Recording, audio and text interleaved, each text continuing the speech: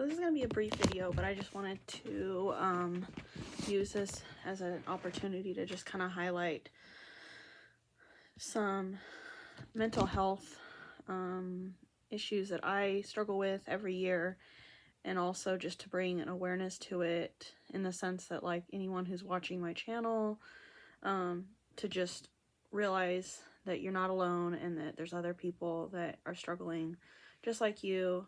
There's a community here, and I think it's important to highlight those things. So with that being said, I wanted to talk about my own journey just real briefly about, for me, I would say that usually around the month of December, as you have the daylight hours getting to be their shortest here in California. Usually around, I think, the 21st of December is when you have the shortest daylight hours, and then from there the daylight hours usually increase. But I usually find that around like mid-December I start to have issues with seasonal depression and sometimes some seasonal anxiety too, but mostly seasonal depression. And for me, it usually manifests itself in the form of like just a lack of energy.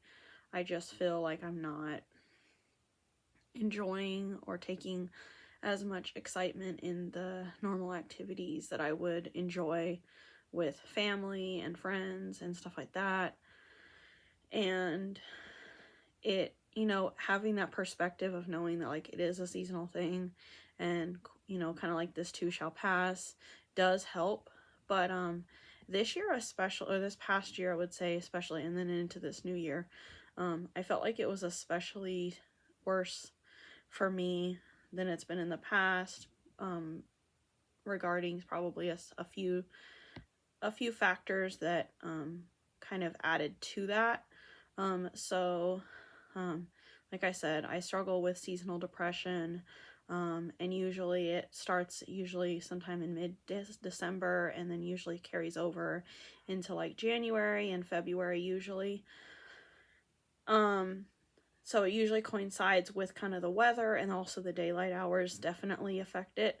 But this year, with my stent surgery that I had a few weeks ago, and then also coupled with about a month before my stent surgery, I came down with the respiratory flu that was going around. I believe it was like the type A flu that I mentioned on a previous video that I posted.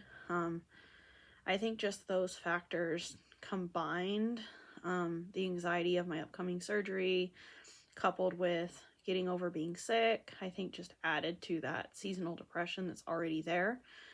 And so I think I just wanted to highlight the awareness of that, and just, to let other people know that there's a lot of people that struggle with seasonal depression. And I think seasonal anxiety can also kind of accompany that too.